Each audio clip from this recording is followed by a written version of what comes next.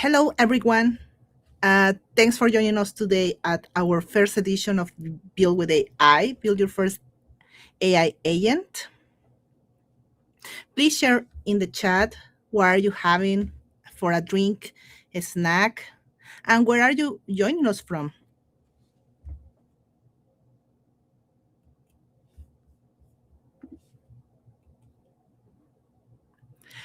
First, let's do some housekeeping.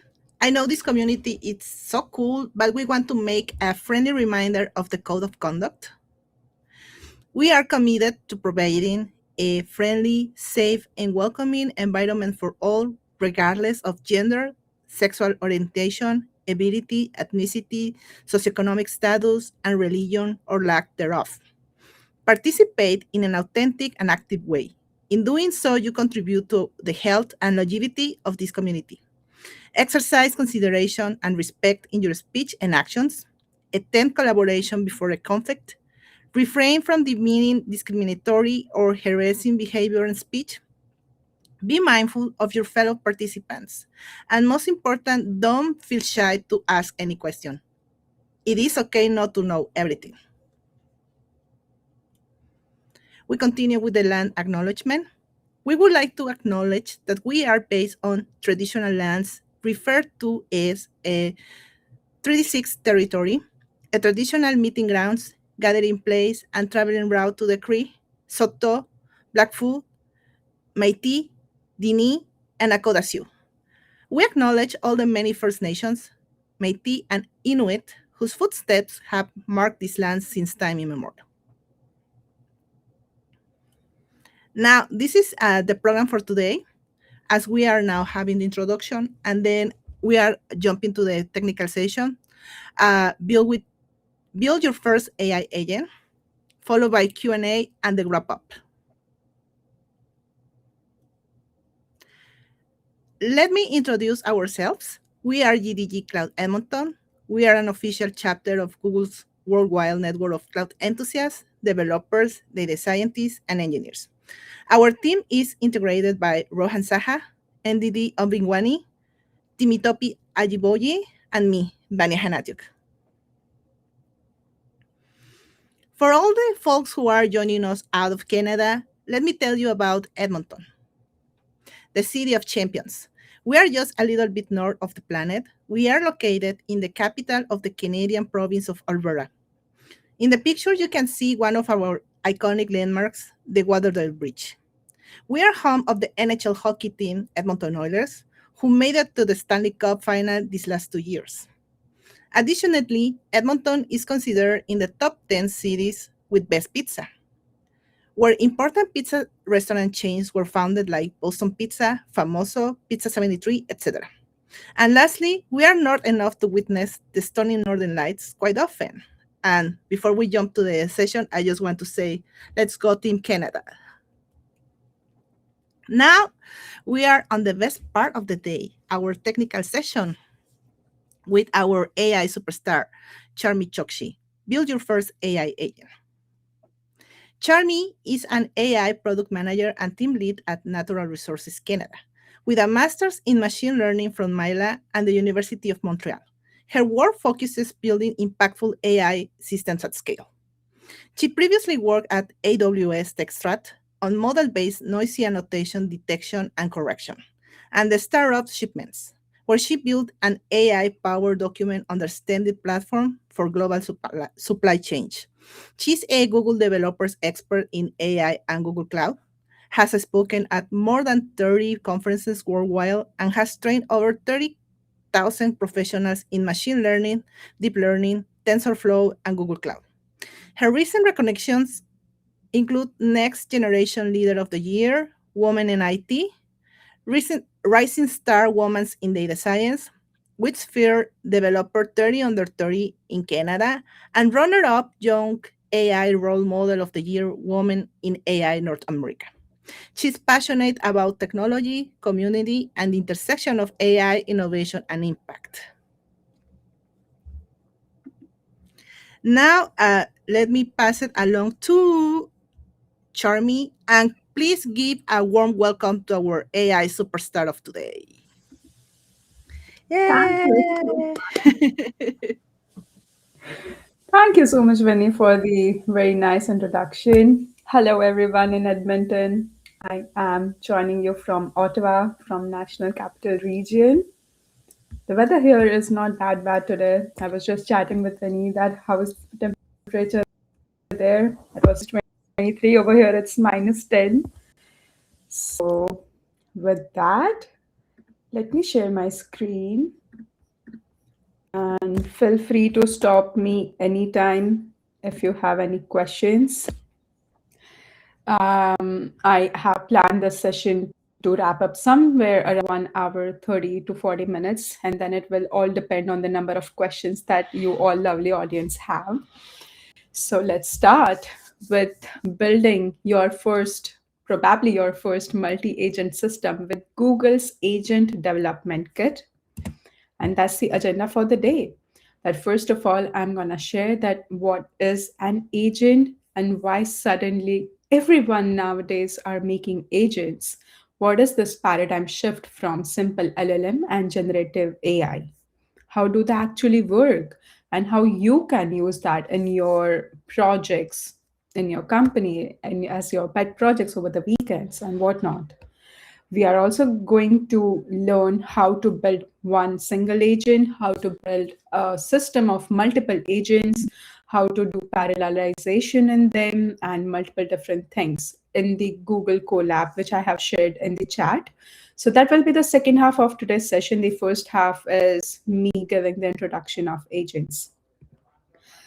And just before I start, I would just like to get some idea of the participants that we have over here today. Like, are you all students, professionals? Have you ever built any agent?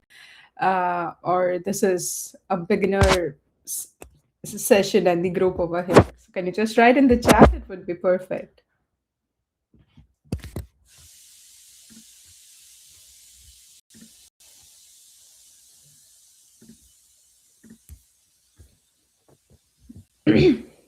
Okay. You see, people are having lunch and snacks from Toronto, Edmonton, Alberta, BC, everywhere. Chris is mentioning that his experience software developer but never written an agent. Bhavna is AI enthusiast, grad student. Perfect. So now this gives me an idea that a lot of you have joined this session because this is going to be your first agent. So I'm really very excited for it, and I'm pretty sure you all will be also. So just to get started with some motivation and kick, do you know the industry landscape of how 2026 is ongoing? We have seen 327% rise in late 2025 in the last 4 months of 2025 that every enterprise has now started using multi-agent systems. They are moving from traditional chatbots and they are building the systems which can work autonomously, can plan, can take decisions without any human intervention. So this number is amazing, very whooping. Another number like this is like 89% of the business teams now are using agents. IT leaders are deciding that this is something that want to do to transform, to have the transformation in this year. And agents are not just the chatbots or any generative AI next word prediction tools like Gemini, ChatGPT, or Claude. They have much more power than all of these LLMs or even retrieval augmented generation RAG systems. So just to give some idea that even we know that in all the industries, once something is developed in AI, be it healthcare, teaching, supply chain, everyone starts using it and they can find their particular use case. One of them is in healthcare systems, that when they are building identification agents that can combine multiple different things like patients data, what kind of claims they are mentioning, what kind of reports that they have, and then genome data of theirs also to give them personalized treatments, not just in healthcare but in supply chain using tech giants like Amazon. So to have the route planning to get the product recommendations, to get the invoice number, invoice ID in warehouse when they want to do automation, to get real time updates for the vendors, for the customers. They have already started implementing this agentic systems into their warehouses. A very simple diagram over here that you can see is a user can be a single user or an entire enterprise. There is one root agent, a dispatcher, or the head agent, which has lots of other workers like agent one, two, three. One can be connected with the database, another can have connection with the Lambda functions or your code logic. And then there is an EC2 instance and for another agent for transportation of details from, let's say, Lambda to RDS to customer manage API calls and whatnot. So these are kind of the examples. People have already started using it. And if you have joined today's session, then congratulations. You will also be part of this revolution pretty soon. So to start this, let me first of all go to ChatGPT, Gemini, a couple of such models, and ask one very simple question: that book a trip to Paris. I am just gonna write that and let's see what output do we get. Going to ask to ChatGPT, Claude, and Google Gemini. ChatGPT is mentioning that flights from Montreal to Paris. I haven't mentioned what my starting point in Canada or anywhere is. Now it's just understanding, maybe from my profile, that I travel frequently from Montreal. So this time also I want to do that. It's giving me a 7 hour of flight. What are the details? Business class, premium, economy, and whatnot. It's also giving me options where I can stay there, a couple of nice recommendations. If I want a romantic or iconic view, if I'm a luxurious view, whatnot, what can be my possible trip length. And it's also suggesting me a 5 day itinerary, that what I can do every single day, what kind of places I can visit, and what can be my rough budget, depending on if I want it to be a mid range trip or a luxurious. But I have asked one question, that book a trip to Paris. I'm not asking or chatting with it that give me the places to visit, give me options for hotels. It is giving me information right now based on my question, and then asking me follow up questions, that what are your dates?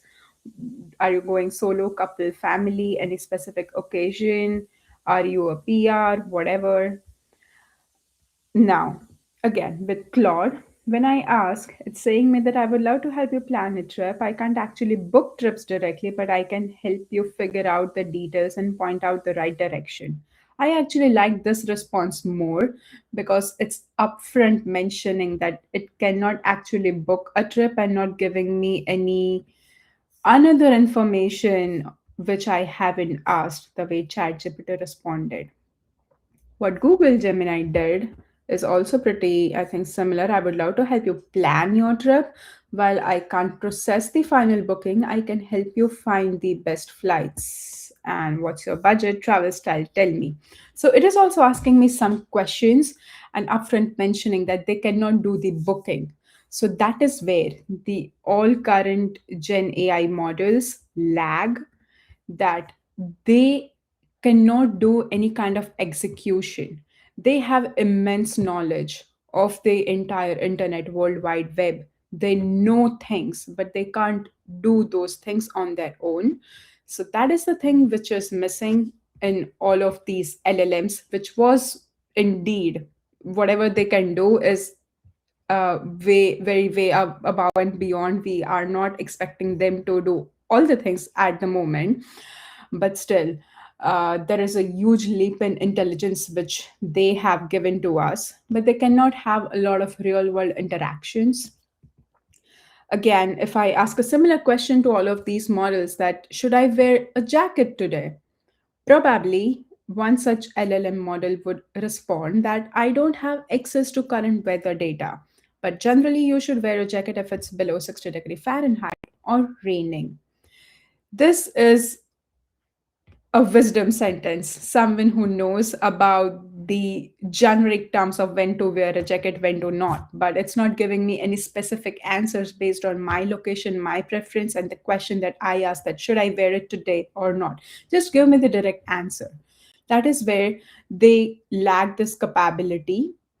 But after that, there came the second stage of evaluation, which was known as function calling. A lot of these LLM models can do that. If you notice the answers are generated, it mentioned that for this particular date, going from, let's say, Montreal to Paris would cost around $700. That is not some made up number. They have made some API calls behind the scene.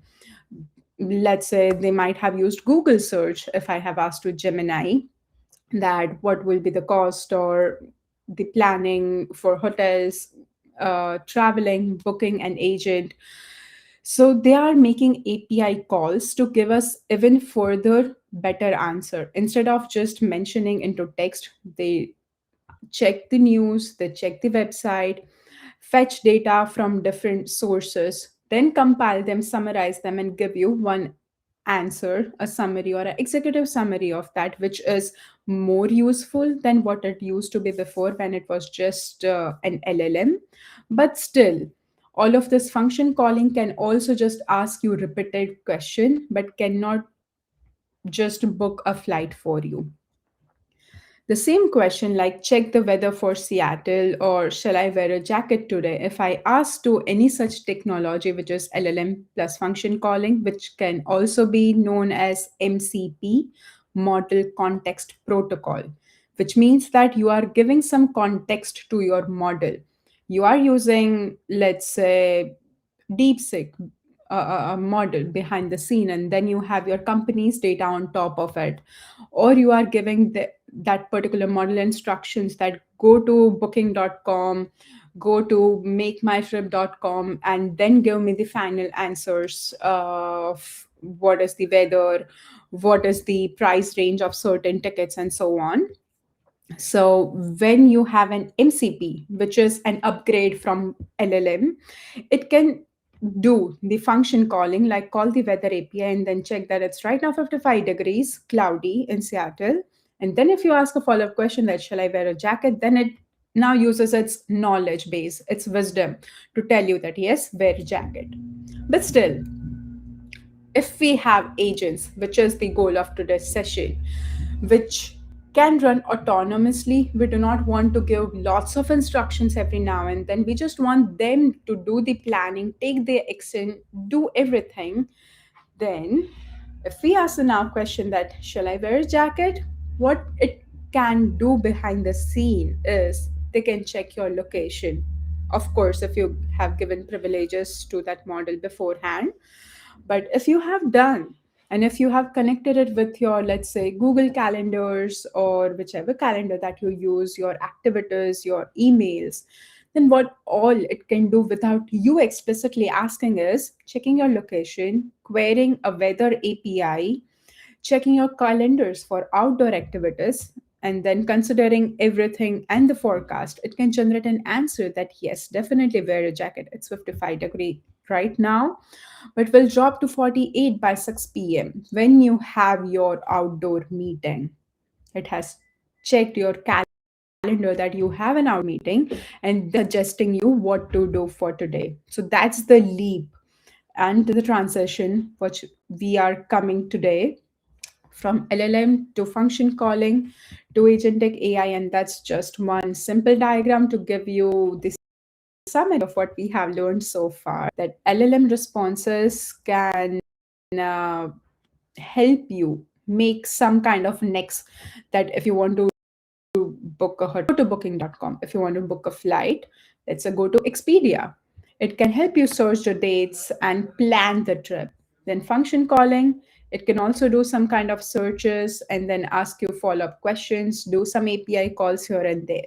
But what agent can do is that given even your payment and information and stuff, it can directly book a trip for you. Or if you want to have a human in the loop kind of a process, once everything is fixed from agent's perspective, just check the final thingy and make the reservations. But Basically, it can act and not just know the things. So far, if you have any questions, then please feel free to unmute yourself and let me know. Okay, seems like we are good. So that's the formal definition of what is an agent from Google's white paper. It's around 50-page long, uh, like a paper. Very well, if you want to have all the nitty gritty details and proper understanding, then please go and read it. I would highly recommend. And this entire session is kind of a summary of that particular paper only. I'm not going to go into much of this definition, but these are the main points which I want to understand and remember. Even after the session, if you don't remember anything else, these are certain things which you can at least remember to know that what is an agent. It can achieve a goal by observing the world and acting upon it with the help of tools. It is exactly like a child or a human, or the way we do things or we learned when we were a kid. We observed the world around us. We saw how humans work, how mom, dad are doing certain things. We went to school, then we had friends, we went to college, we went to offices, we observed how colleagues are doing certain things. If someone is a better coder than you, then you are understanding from, you are observing them, then you are trying to replicate what they are doing. So by observing the world and acting upon it with the help of tools is what an agent does to achieve a certain goal. A goal can be book a trip to Paris. And agents can do all of these things autonomously, very independently. You or a human or a coder or a developer does not have to keep on instructing them. So that's the main, very highly, I would say, the benefit of it. They can take proactive actions, and they have all the powers like reasoning because they have an LLM behind the scenes. So they have Gemini level, let's say, capability, plus they have lots of other powers to take action. To understand even more what they can do, let's see the 5 capabilities of an agent. First of all, goal directed behavior. When I mentioned that book a trip to Paris, what is the goal? Booking a trip to Paris. What does trip mean? Maybe flights. Maybe if I'm living somewhere in Europe, then I can go via train or by road as well. So that is also some kind of thinking all of these models has to do behind the scene, that what is the meaning of trip, hotel booking, sightseeing booking, whatnot. So they do reasoning themselves behind the scene, make a final goal based on what someone has instructed them to do, and then they bridges the gap between that current state and desired state. Current state is starting from nothing, but whatever code you have written inside of, let's say, your directories, you have given some instructions to all of these agents. That is exactly what we are going to do in today's like second half of this session. So don't worry if you don't understand everything right now, but we will write some kind of roles and instructions for each and every agent that we build. That way they will understand that what is my role in this entire system, and then based on their roles and responsibilities, they will try to fulfill the desired goal that we have. And then, as I mentioned earlier, they can take all the actions autonomously. They determines what should be the next sequence of action without you mentioning explicitly. Proactive initiative. They can take next steps without being asked, and they actively try to push towards that final goal. That take logical actions, do Google searches, do API calls, do booking, ask questions in between if you have any. But the goal is not just to ask questions and gather information, but actually work on it. They are aware of the environment they are into. Over here, environment is everything related to API, the user state, the data that we have given as an input, any error logs. If you have any loops in between that an error occurs, then do this task again. So those kind of things are what is known as an environment, and they are very well aware about it. If let's say for first time when you run your trip planner agent, run perfect. The next time when you invoke another session to do the same thing, you might not get the same results because let's say the flight prices haven't changed, the hotel prices have been changed if you are running it, let's say they are not something or someone which gives you a robust answer. They are very well aware of their environment and they update their states depending on them. So that is one of the very important capabilities of theirs, to make real-time judgment and decisions. And things, there is something known as tools in this agentic paradigm that we will also write in our code bases. That whenever you want to give some extra things apart from LLM, so one component for the agent can have one component, which is definitely an LLM, be it Gemini, different versions of ChatGPT, be it any of Anthropic's models, DeepSeek's models, whatever that you want. So there is one brain, and then there are some hands which can do the work. So you have to give those tools, powers, and capabilities so that they can go above and beyond to perform some actions. Hopefully, everything is clear so far.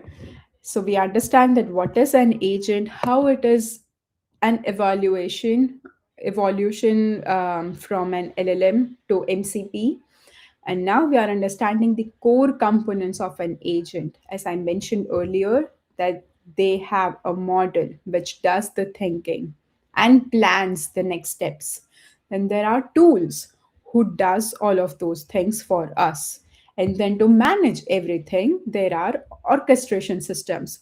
It's very simple example if you take it how we work, let's say in an agile ecosystem, that you have a team of developers and then you have a team lead or a product lead, product manager, that there is one person or a root agent which is managing how their sub agents or how their subordinates work, function as a team to achieve a certain goal. Exact same phenomena is over here, that we are given some project, we are given some deadlines, we are given some output to be achieved. So that output is a goal that an agent or an agentic system also wants to do.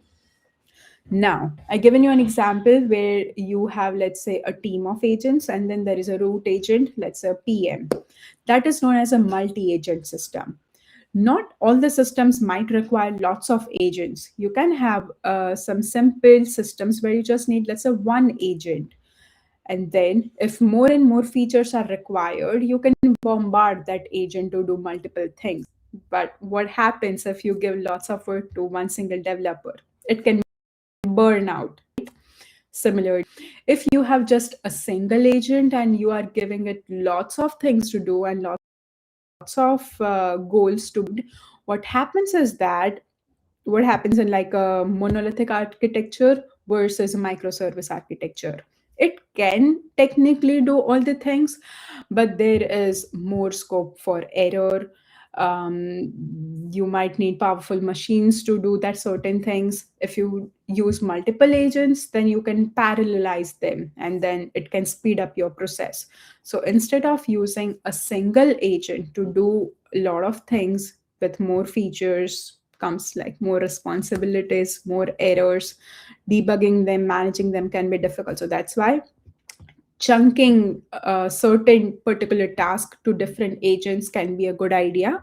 And when you have multiple agents, you would require a root agent which manages all of them.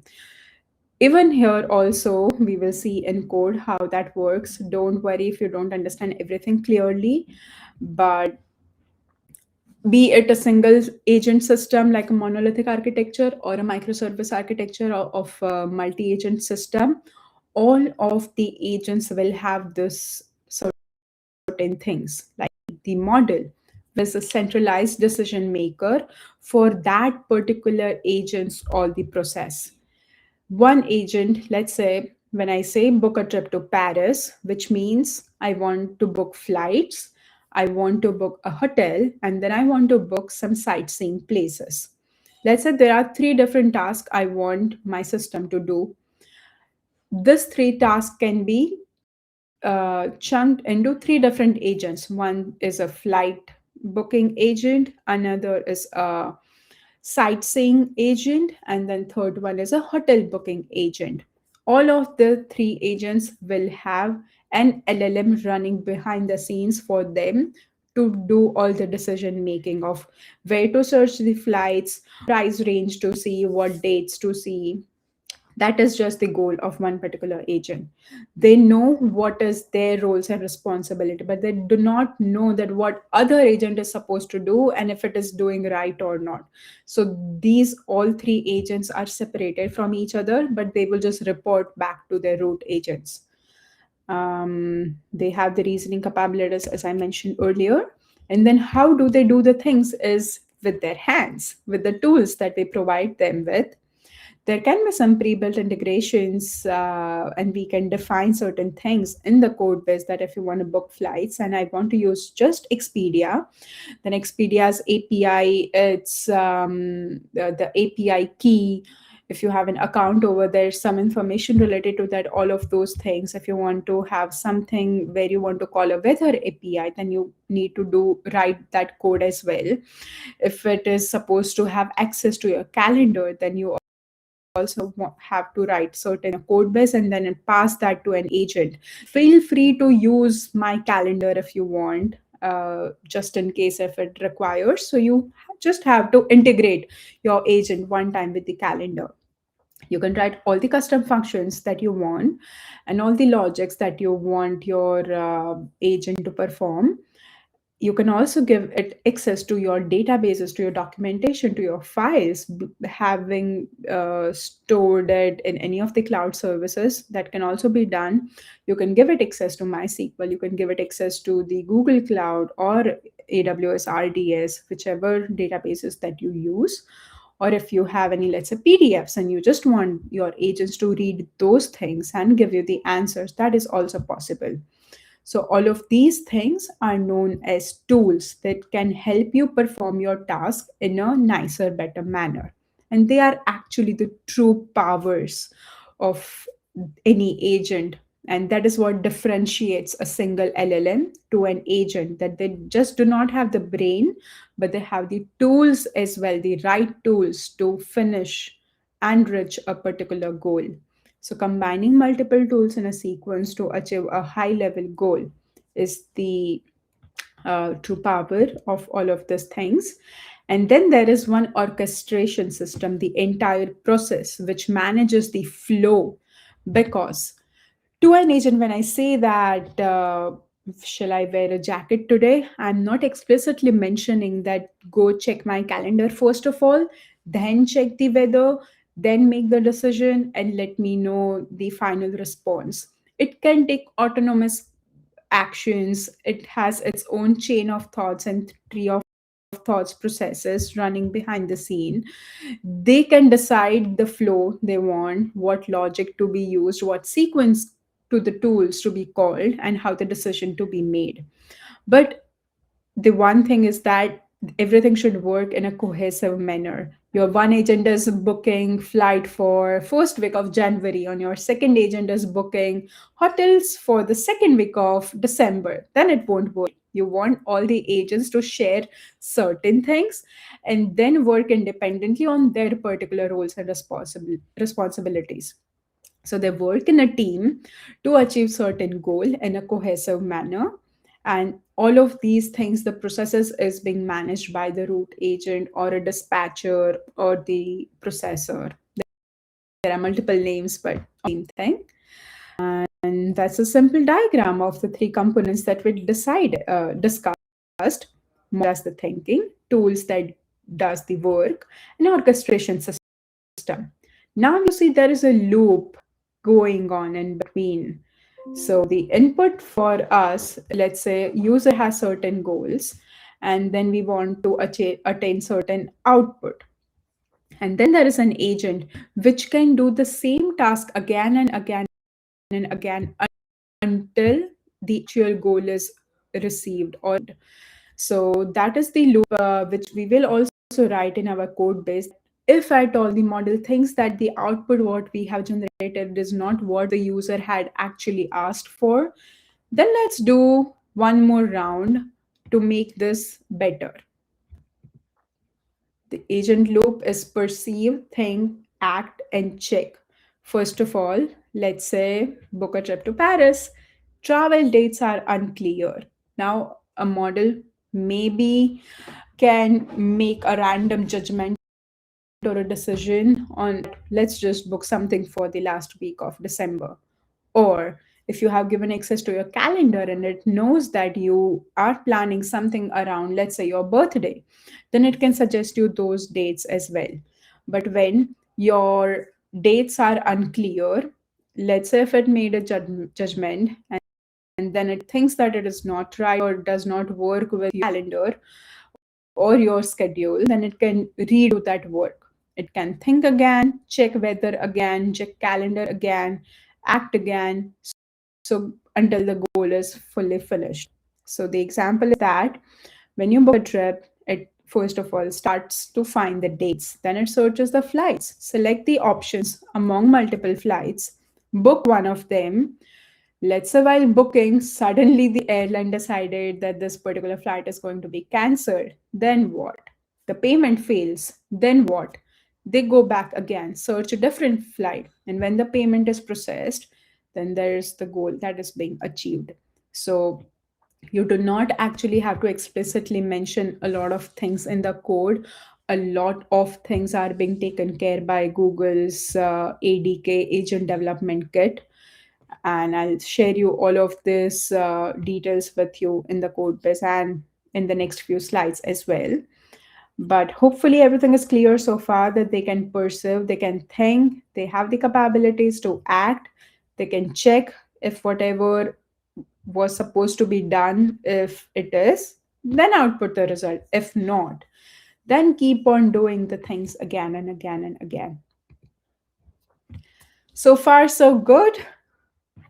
And if so, then now I have prepared some quiz questions for you all for my feedback that you understood everything right or not. For this, there are certain scenarios and then there are four different options. You have if in this particular scenario, building an agent is a right choice or not. Please unmute yourself to mention the answer. And if you want to also in your decision process, then please feel free to do. I don't want to handpick anyone that I want an answer from you or you, but let's go. This is the first one, that you want something that prepares a competitive analysis by gathering news, product details, financials, customer sentiment, and gathering a structured report. What should you build? A simple LLM, a full agent, FAQ chatbot, or image automation? What do you think is the answer?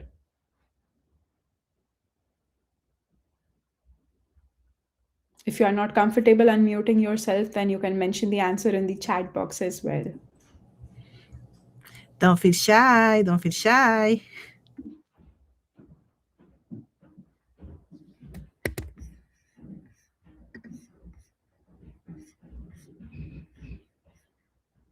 Okay, so yeah, we just ask Vania if you can mention the answers people are writing in the chat. I'm not using multiple screens at the moment, so I'm gonna keep on sharing my screen. And if you can help me, Yeah, just tell me the answer. So yeah, for yeah. now, people have mentioned that full agent, and exactly that is very right. Here, it requires lots of things to be done. As we said here, that it first of all has to gather multiple news, it has to compile product details, financials, multiple things, and then have to create a structured report, create a summary of it. So research, synthesis, tool use, multi-step planning, processing is to be done. That's why a full agentic system is the right choice. So kudos to everyone who mentioned option B.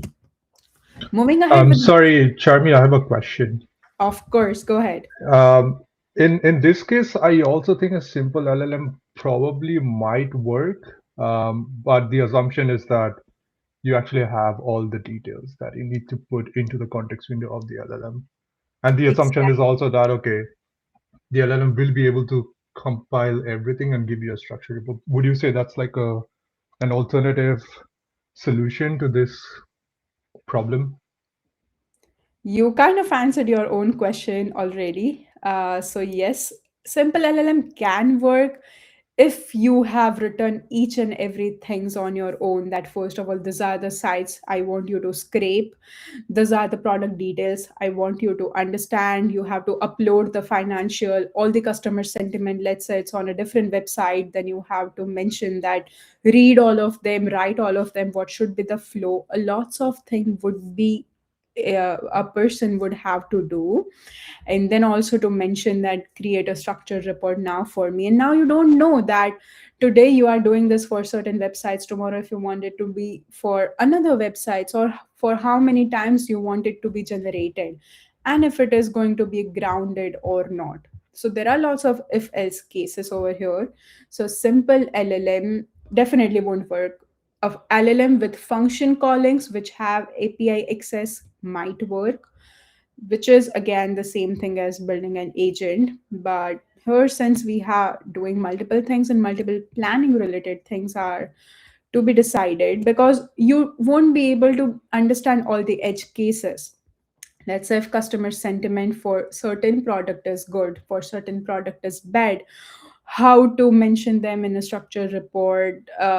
You will have to step by step clearly write all the instructions and do multiple iterations with any of the MCPs or LLM plus function calling kind of a system. But full agent can just make all of those simpler.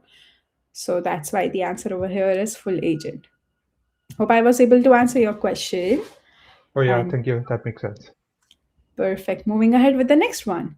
An app needs to fetch today's weather in Toronto from an API. What should you build?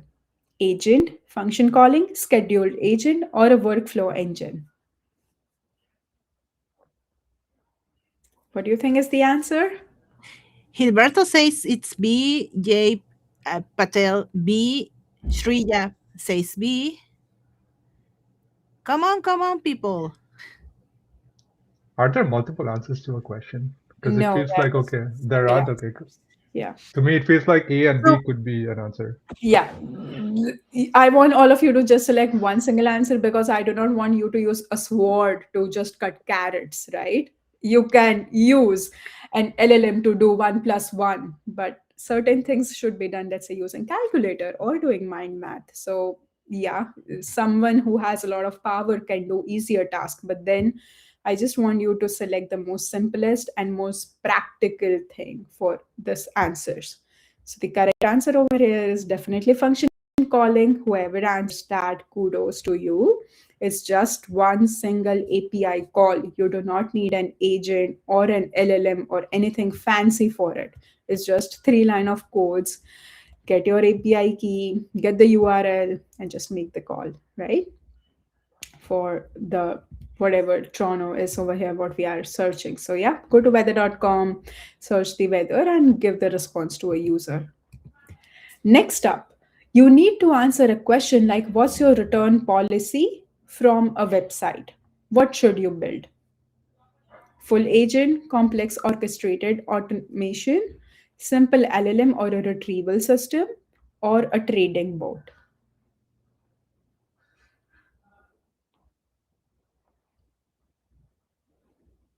You want an answer that what is the return policy? Let's say you have ordered something from Amazon and now you want to return it. If it has 30-day return policy, 15 days, or if it's not even returnable at all. So you want to get details on it. Please unmute yourself or write your answers in the chat box. Dipali says it's D. Chris C. Shreya C.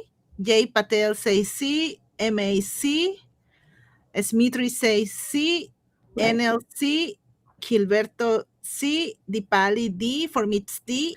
I changed my answer to Gilberto now A. changed to A. And Edison it's A. She explained it more. I changed it to A because it needs to query the user's information to match how long they have on the return policy. If it has more functionality, it's a multi-step process. Or if it's just a FAQ bot where it's just a normal return policy. then it already has that information. So it depends on the context. But when you explain it more, I changed it to A. Exactly. I definitely agree with you that it highly depends on the context, that if they want to exactly know that this particular thing that I placed an order for on this date, now I want to return policy for it, then maybe it requires more context. But over here, the question is simple, that what is your return policy? It doesn't say that tell me specifics. So over here, if you just read the FAQ page of that particular website, you will get the idea. So it is just known as a retrieval system or an FAQ bot, as a lot of you mentioned.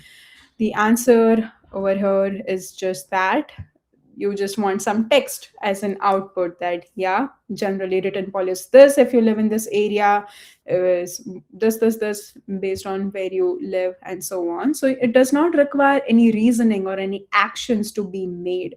You are not saying that mm, uh, take any actions for this to be returned. You are right now just asking for information. So that's why no use of tools is required, no need for having an agent to be made. There are no particular actions to be done. It's just that you just want some information. Next up, a tool sends summarized analytics report every morning at 8 a.m. after pulling multiple data sets, detecting anomalies, and customizing briefings for each stakeholder. What should you build? Scheduled agent, single API call, FAQ board, or file automation?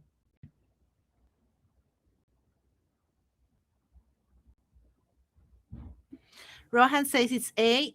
Andrea say A. Shreya A. Edison A. Anil A. Smith is A. Guy A. Chris says A. Tom A. And Gilberto A. That's Many has exactly chosen right. A.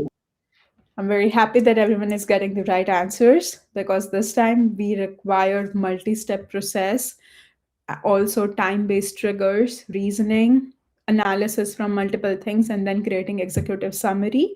So agent is a perfect, or a scheduled agent is a perfect choice for this thing. Next up, you have 10,000 images to resize to the same dimension. What should you use? Agent, chat triggered agent, LLM reasoning model, or a high volume automation?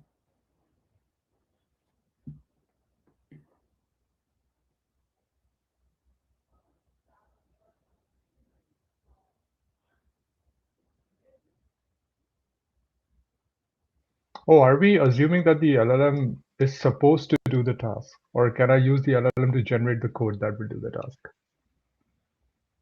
I would say don't think that much. It's not that critical.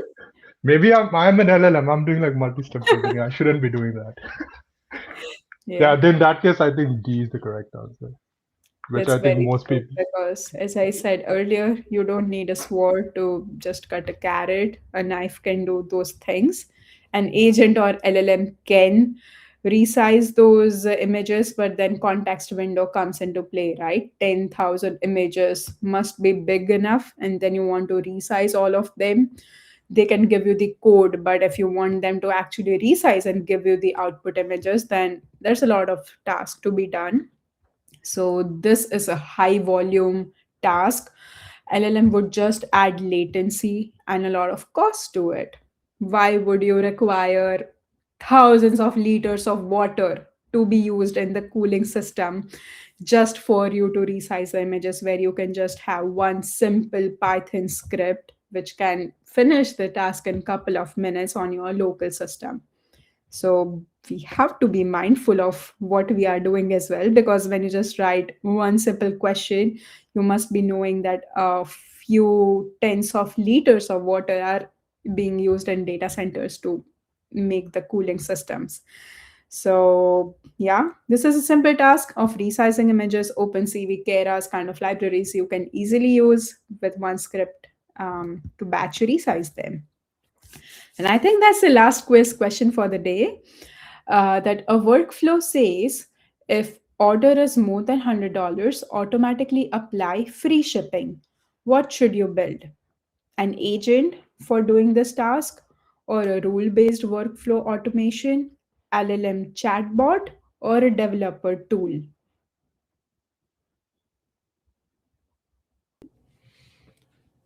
Here, the majority are choosing B. That's correct. The right answers. Except This Chris, is he says D. perfect. Thank you so much for mentioning me the answers. That's exactly right. There's just a deterministic system. No reasoning is required. Just one simple if condition is there that if it's above 100, free shipping, call that particular function, workflow, code base, whatever. Very good. Oh, there's, I think, one more question there. A bonus one. A trading system requires microsecond execution speeds with no reasoning delay. What should you build? Ultra fast specialized real time system, agent, function calling, or LLM with RAG?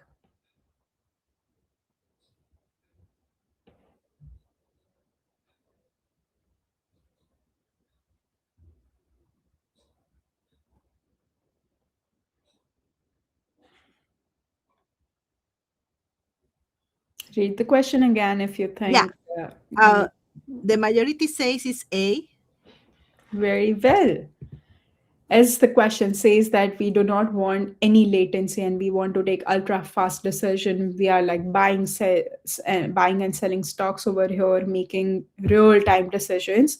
An agent would be extremely slow for this particular task because they will have to do the thinking, planning, and then taking actions. So that's why something which is an ultra fast specialized real time system just to be made in the fintech space is required in this scenario. It can use AI behind the scenes, but definitely not the thinking capability of agents are to be used with a loop over here.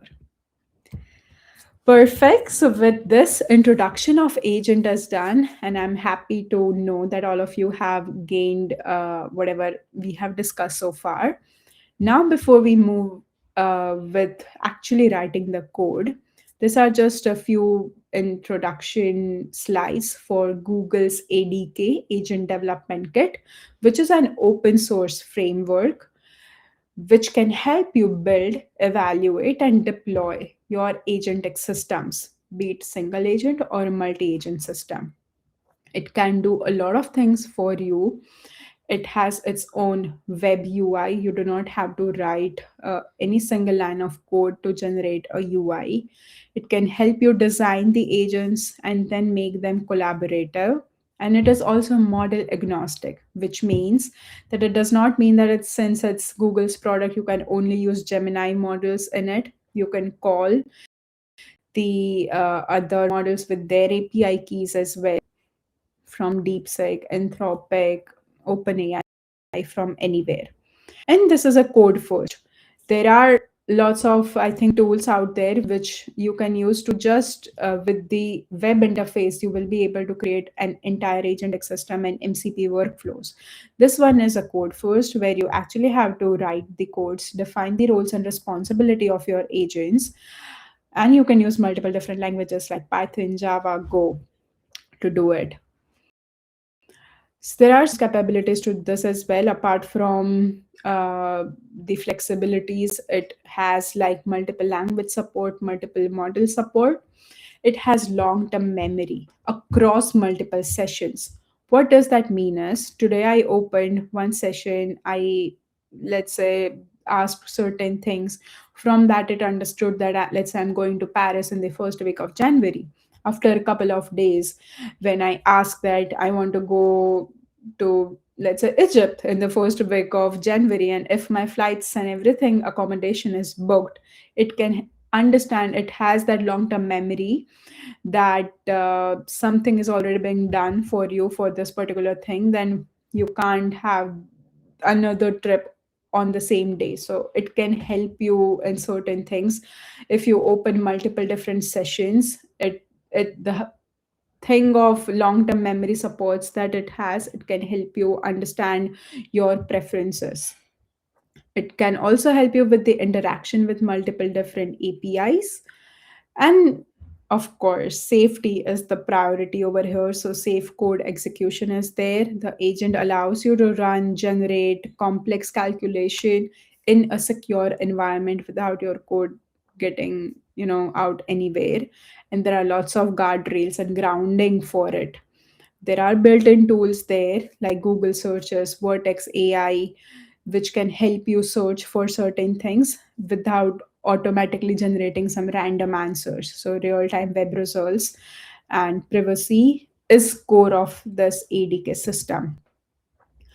You can have your custom APIs, you can use APIs from outside, you can use pre-built connectors as well. If your database is stored in SAP and Salesforce Workday, you can have the integration and connectors with it, so your agent would just be more customized to your task. It is like fine tuning, let's say, any of the LLM.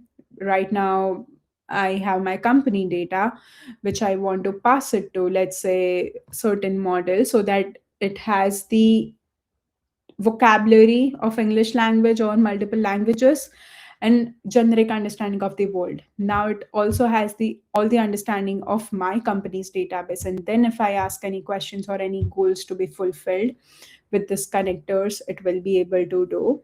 And of course, you can connect MySQL, Bedrock, PostgreSQL, lots of other databases to it.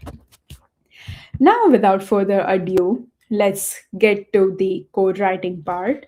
In the chat, you can see the pinned comment. That's a link to a Google Colab. This is not the most ideal way to write any production system like in a form of a Jupyter notebook, but I did not want all of you to have certain installations done, or there can be lots of other technicality issues while having a virtual session.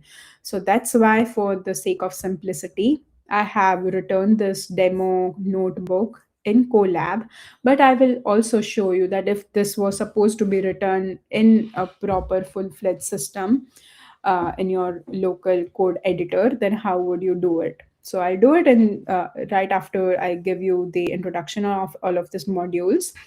But for now, on your laptops, please go to this link from the pinned comment, which will get you through this 5 modules demo notebook. You need, after that, you just need to go to files and save a copy in your drive, because right now you just have a read access of this notebook. So please go to file, save a copy in your drive, and after that you will be able to run this notebook.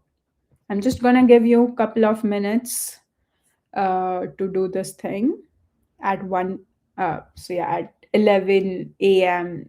Mount, your time zone, we will start the coding part.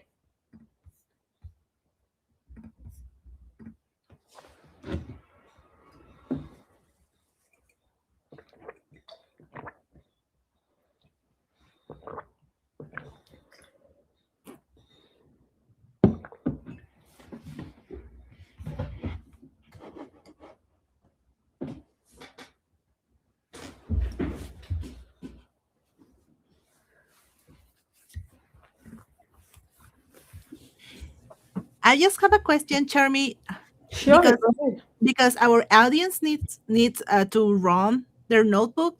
I think they first need to get their API key, right? Yeah, I have those instruction over here as well, Yeah. which we will go through together. So yeah, I don't want them to. They can just sign in with any of their Gmail, Google accounts and run the code entirely. There is just one API, Google API key, which they would need to get, and we will do it together, running the code base. So nothing extra is to be done. Thank you. By the way, Katia, do you have any question? I saw you raise your hand. Uh, yeah, that's what I wanted to ask. It's when it's running, just to confirm, Charmy, it's not accessing any of my workspace information, right? Not email, not Yeah, drive, not no, anything. Okay, no, nothing. thank you. Most welcome. Perfect. I hope everyone are on this page now and you have done the file saved in your drive, and now you are working on that copy that's saved in your drive. Um, the structure of this notebook is pretty interesting. We will go from basic one agent system to a multi agent system. First of all, as I mentioned earlier, we will just get some installation API keys, but after that, we will create one agent in module one. I'll give you all the code bases is already out there in the cells that you see over here. After that, we will create one multi-agent system, which is module 2. Module 3 is parallelization of certain agents inside of your code base to just make them run faster. Finally, in the module 4, we will do the grounding with external APIs. So, giving more tools power to your system. We will also do a self-critic agent and then the loop that we discussed, that if certain things does not work, the goal is not achieved. How do you do the things again and again and again until the goal is achieved? So uh, I think it's an excellent starting point for all the beginners over here. Let's start with creating a trip planner multi-agent system. First of all, please go to this website. I will show you what to do, and after that, I'll give you a couple of minutes to do it on your own. So you just have to go to this website, then click on create API key, give any name to your API key, on create project, again just give any name. This is also a free service, so I have been mindful of not using any paid services or not having any difficulties hopefully along the way. So in the most simplest manner, just click on create api and this will give you one of the Google AI Studios API key, which you would be easily be able to use it today to run our code. And then you just have to click on the key and copy it. I'm not exposing the key because it's anyway free, so you can get it on your own as well. And once you have copied it, just mention in the chat, okay, okay, okay. So that way we can go to the next steps. Go to the website, click on create API key, then name your key, create a project, and then copy the key that is being generated.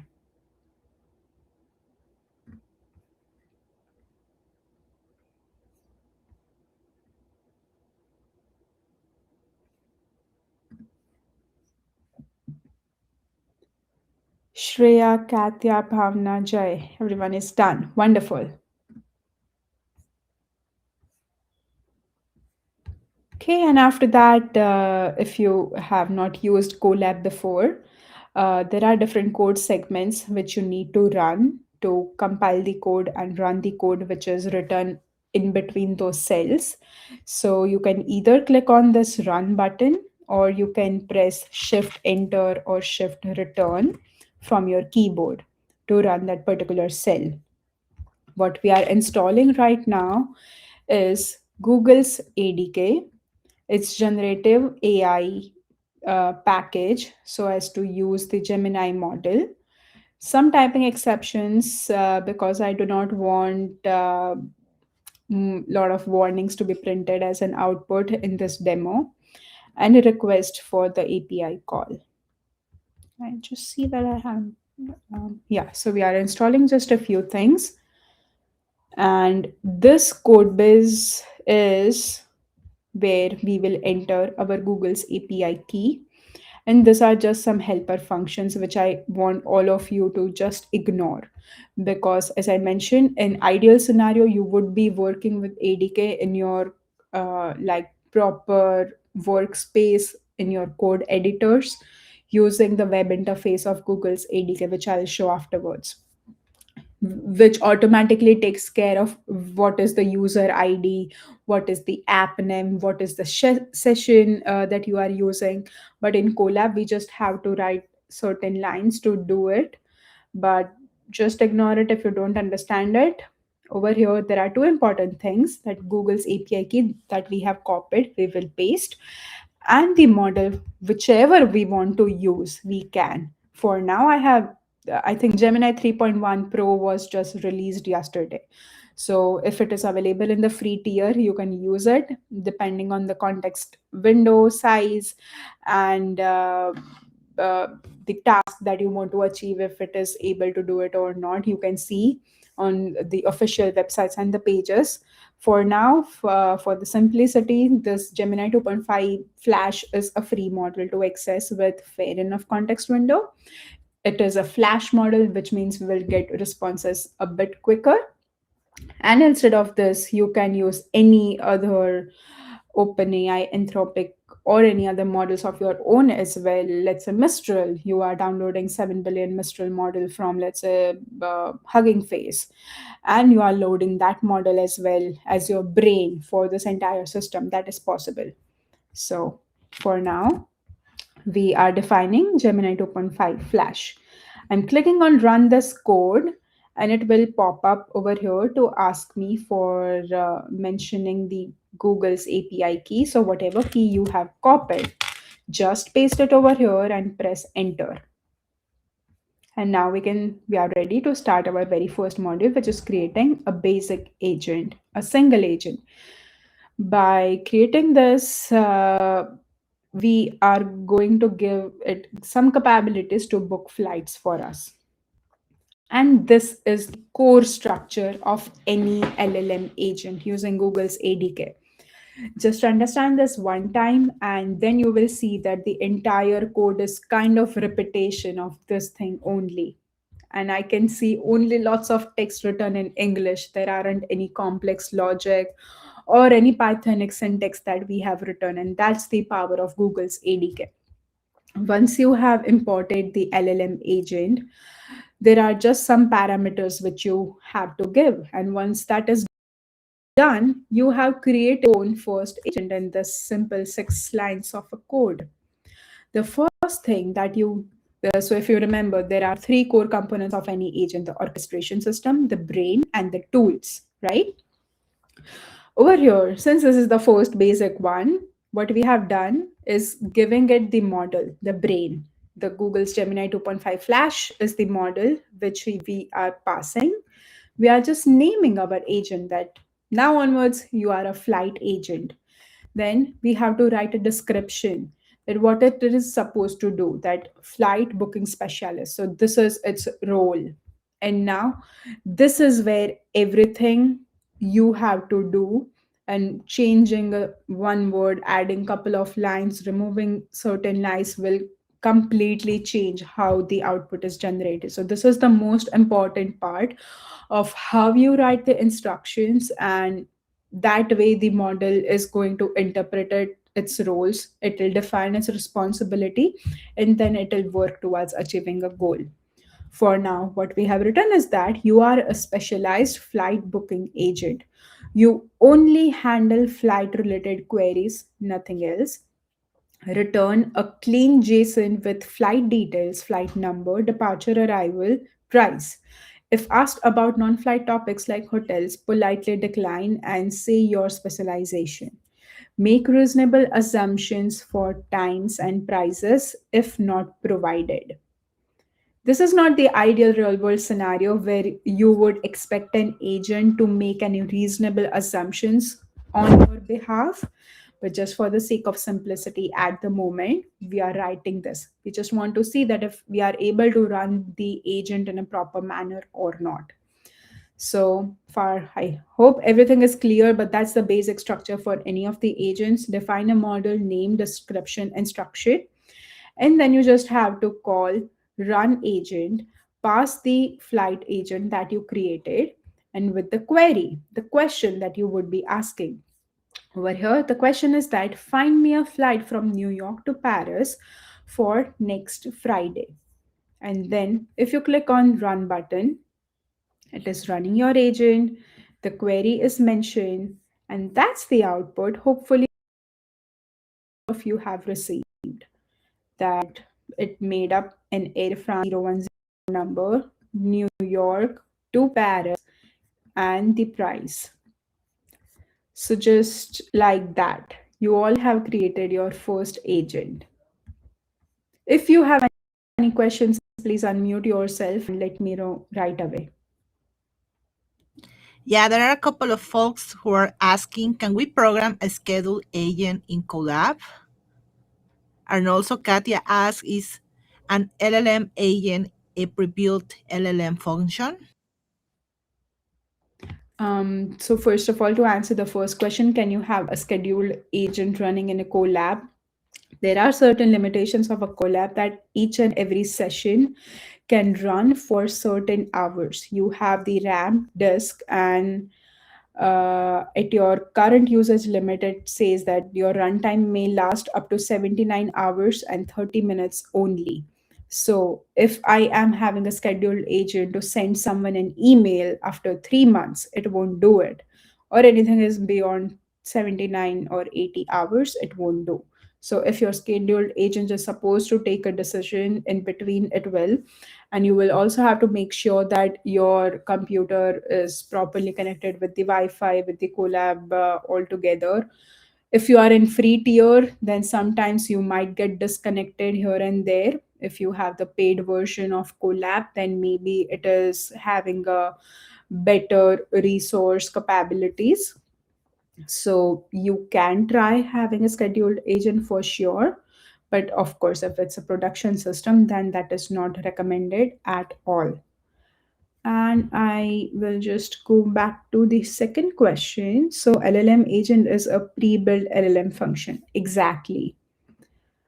That's exactly right. We are just passing that which model to use. After that, whatever architecture, the steps to be taken, the planning to be done is being done with just this one single line. So LLM agent is the one of the specialized um, like function calling from Google ADK. Apart from LLM agent, you can also use just agent and define certain other things in here.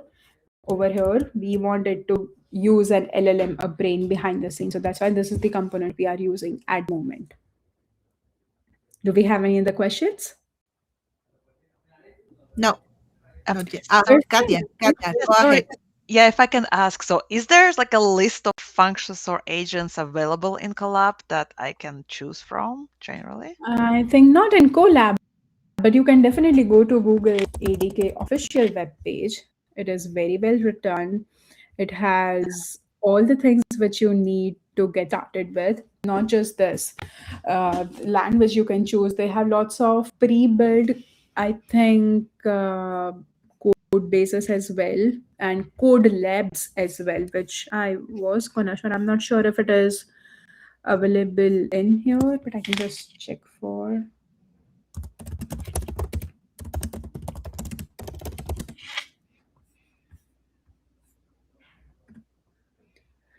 Yeah. Okay. So yeah, this is like one such foundation code lab. I'll just share the link in the chat for everyone to check uh, at their free time, and the Okay. official documentation as well.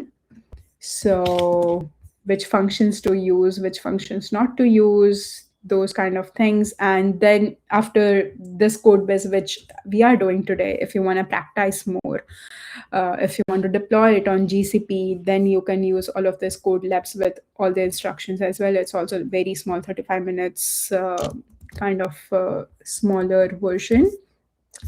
So yes, this official documentation is the answer for everything you have in and around this.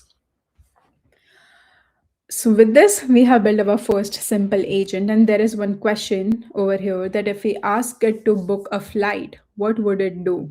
Would it crash?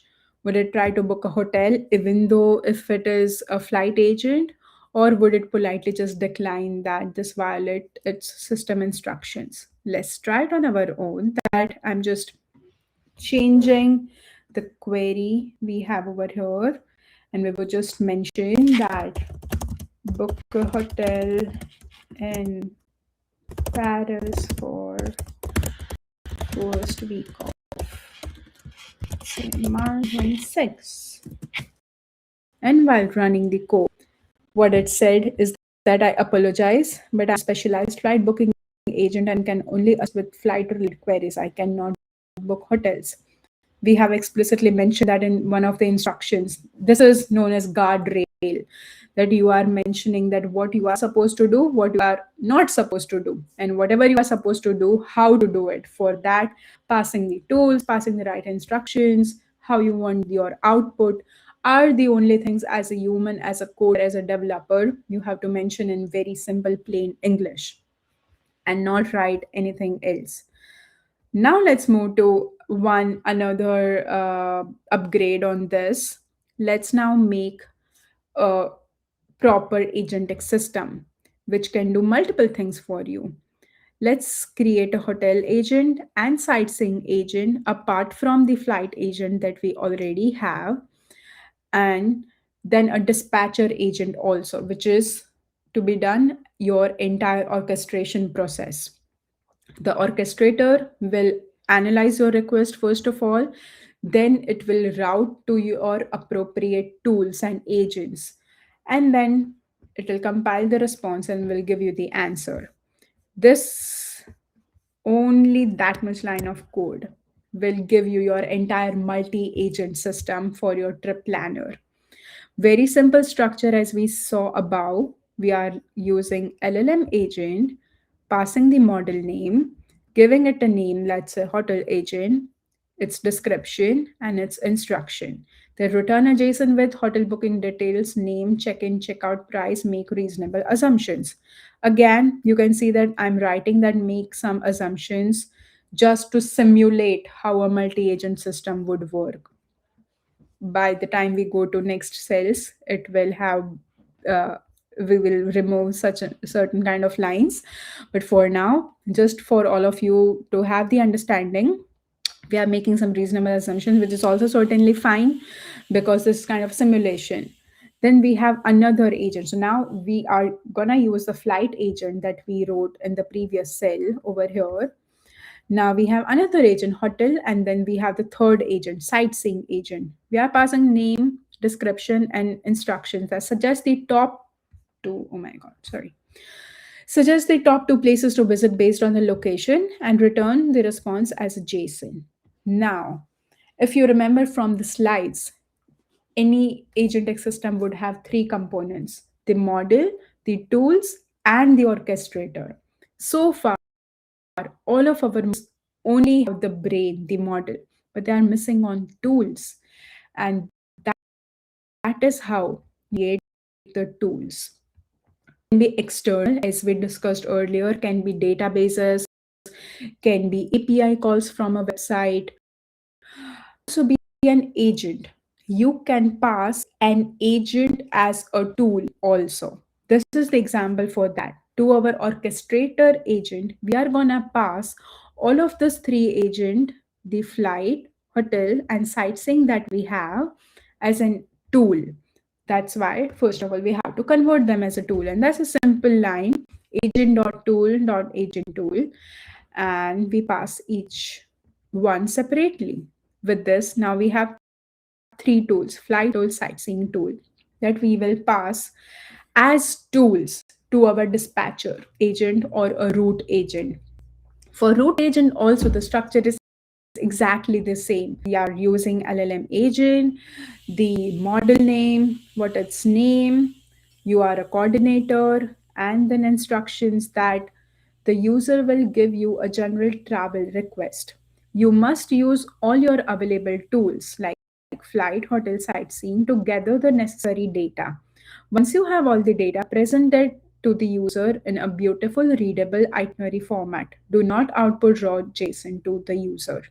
So that's the instruction we have given to our root agent.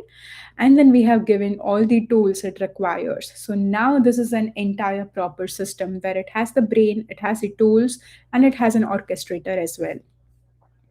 With run agent, passing the dispatcher agent now with the that plan a 3-day honeymoon trip from London starting August 10th. When you click on run, it might take some time, and ignore this warning for non-text part. But with this, it has given you a proper output. And you can see that we had the response we previously got for booking a flight was like a pure JSON response.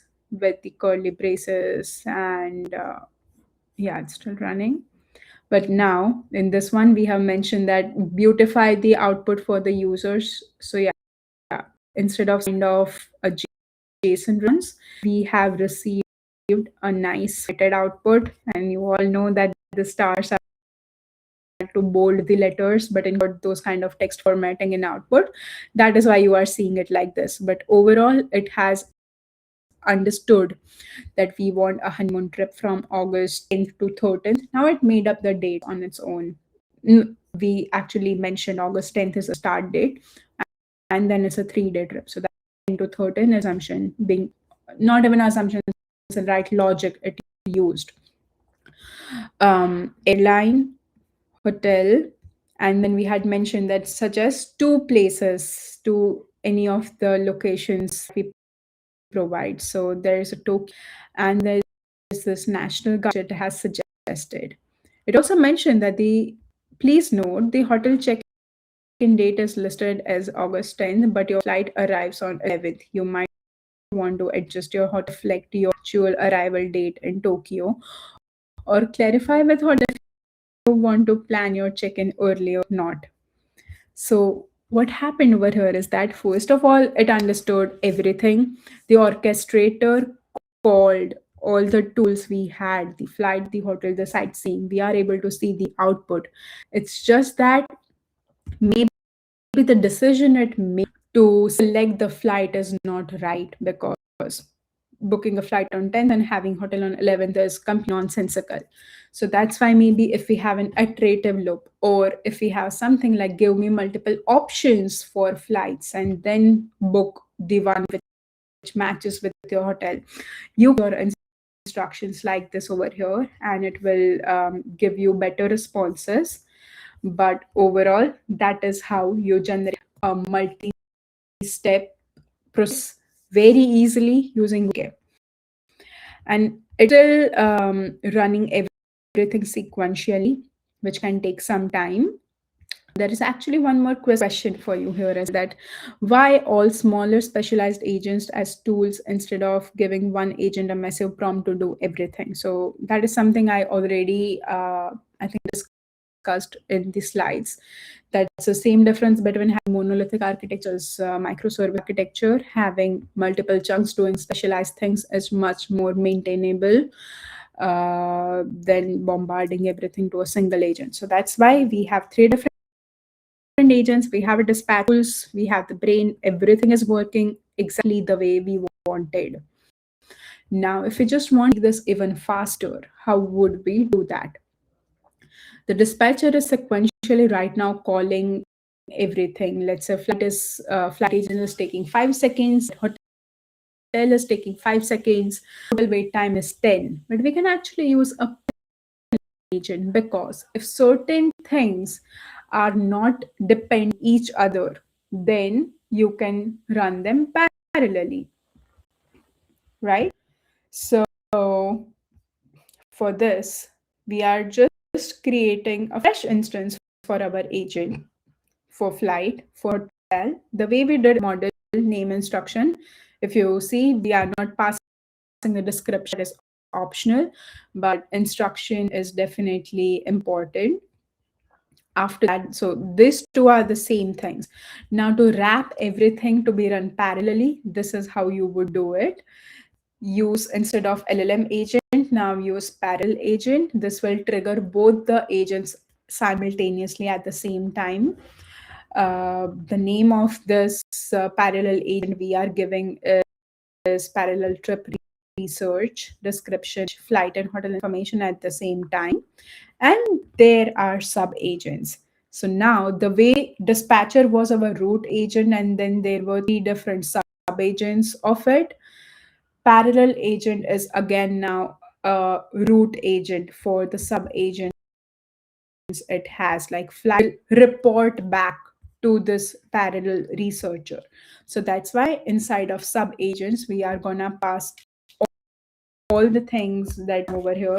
You had to use a sightseeing agent also, you can mention it here. As many agents as you want to run in parallel, you can pass there. And then we will need someone to read the compiled or the combined parallel output and just make it pretty. So now we are using a trip summary agent. This is again optional, but just giving you some idea that how you can use multiple different things to beautify, summarize, and fetch details and so on. So once you have the parallel agent ready, it will run, invoke both the agents, both the invocs. One they have finished working, they will report back to the parallel agent, and that answer is to be summarized by the trip summary agent that we have with the same structure we are running. And then finally, there is one sequential workflow because we are doing the parallel research of flight and hotel booking. But after that, to create a summary, we have to wait till the output is generated from this thing. So that's why the overall flow of your system is going to be sequential, but there is going to be one parallel component inside of. So that's our high speed trip planner, orchestrated high speed parallel execution planning task. We are passing the sub agents to it. We can convert this to tools as well and then pass the tools also the way we did in the module 2. Pretty similar text. Run agent, we are passing the query that plan a weekend gateway to Kyoto from Tokyo for the next weekend. And as you can see, the output is generated quite quickly. Also, if you see over here,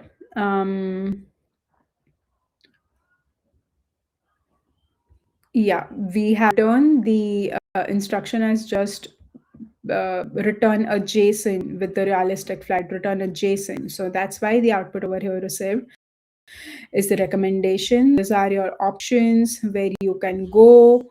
I can help you with the Kyoto planning and all the details, basically what we ask. And that's the summary. So those were the initial steps which it took, and that's the output from the summary using bullet train. So yeah, that's interesting because as I said, if places are nearer and flight options maybe are not possible, then it can take certain assumptions as what we have mentioned over here. It also give you some options for hotel booking because that's what we have mentioned in our instructions.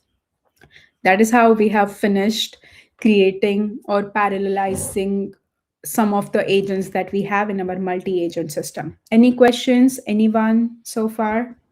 A couple of people has returned an 4 to 6 error, I think. No, 4 to 9 error. Also, I got that error as well in the last module. That happens when you run all the comments very quickly. We are using the free tier of the API. So that's why if you are clicking on run all or quickly running multiple cells, then it can give you those exceptions that your limit is exhausted and that 406 error. To avoid those, go ahead, create another API key the same way we did it before.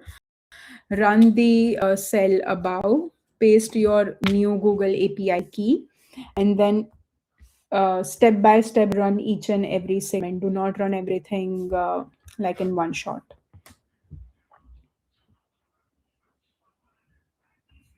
Next up, Yeah, I have another question. go ahead. Um, I was just wondering, I think it's a simple question, but what I wanted to ask and clarify is the model name when you're instantiating the LLM agent. Yeah. That has nothing to do with the behavior of the LLM agent. It's basically the system instructions. Yes, Okay, so and we can make or create different LLM agents based on the system instruction. exactly. Okay. Yeah, that's very right. And yeah, you can also, like, let's say you think for sending emails and formatting emails, you need two different LLMs to do it. Let's say summarization is where Gemini is working the best. Sending a quick email, let's say ChatGPT is 5.0 working the best. You can use multiple different models in your system also. You can also deploy each and every agent to different cloud environments. And then there is something known as A2A protocol, which you can also read from this documentation. Agent to agent protocol, how one agent can interact with another agent, how they pass information with each other in a multi agent system. So there is also one very good quick starter, I think code base in Python, which you can see how A2A protocol also works. So definitely you can use multiple different LLMs behind the scenes. And yeah, yeah, that I had to mention. Perfect. Awesome. Any Sounds other good. Thank you. questions? Most welcome. So far, as you know, model, and as tools, we have so far only used an agent as a tool. Now we are actually going to use one API as your tool. So this is again another very simple example. We are not using any paid external API. We will be using one free public API known as Nager.date, which has all the national holidays of I think lots of countries in it. So now, if you want to, let's say, plan your trip and then you just want to get some expert advice that if a national holiday is around the date you are planning, would it be a good idea to go or not? Because if it's holiday season, long weekend, price will be super high, but there will be lots of people also on the streets. If there are any fancy festivals, fireworks are ongoing, then you can enjoy them or not. So that's a decision to be made by you based on your preference. But this is an example that if you want to use a public API as a tool, how would you do it?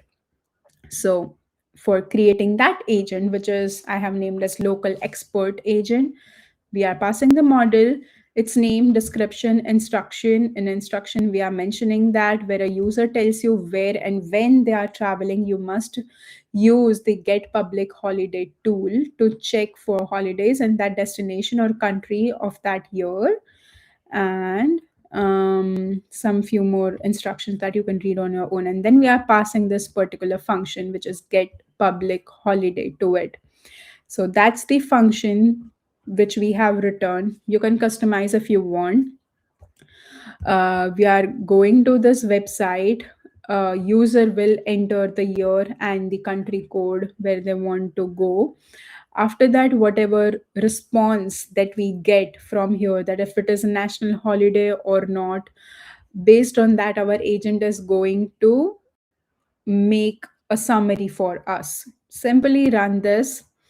What we have written over here is that I am planning to be in France during the second week of July 26th. Anything I should know?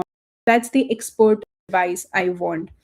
For that, made an API call to this particular website. From there, it understood that yes, you should definitely know about Bastille Day. It falls on July 14th, right around the time you will be there. This is a major national holiday in France, similar to Independence Day, like 4th of July in the US. You can expect widespread celebration, parades, fireworks, festive atmosphere will be there everywhere. However, it is also means that many businesses will be closed, transportation can be affected, and be prepared for large crowds, and popular tourist spots will be crowded. So this is an example how you can use an external API. So now, right now, you can check weather using, let's say, weather.com, Apple Weather, whichever paid service or free services that you find to make API calls. And then your agent is working on making those calls, using them in your particular template and giving you the response. If you have, so this is a template which you can reuse to build anything. Now if you want to book a flight agent which can go to Expedia, what would you do? Copy paste the cell, change the instructions, change the URL, and just change this particular code to now call Expedia and then just get the hotel details. Now, if you want to make the payment as well, you can use it with the payments API, Google Pay, Apple Pay, whatnot. So that is how you use external APIs as a tool. Okay, then we are about to end this particular collab quickly with the fifth module, where we will be having a critic. So in the slides, this is the diagram which I mentioned earlier. Perceive thing, act, check. If it is everything is fine, produce a result. If not, then do it again until it is right. This is the thing which the module 5 is all about. For production system, you need a quality assurance. You need a pipeline to generate the itinerary based on user's input. Our viewer agent reads the itinerary, and if any missing information is there, it will give you the flag that, yeah, you have failed the QA, you might have to redo your work. So what we are going to do over here is build a critic agent which can review the output summary. So kind of output for all of our cells that we are generating. Now that will be checked by the LLM agent again.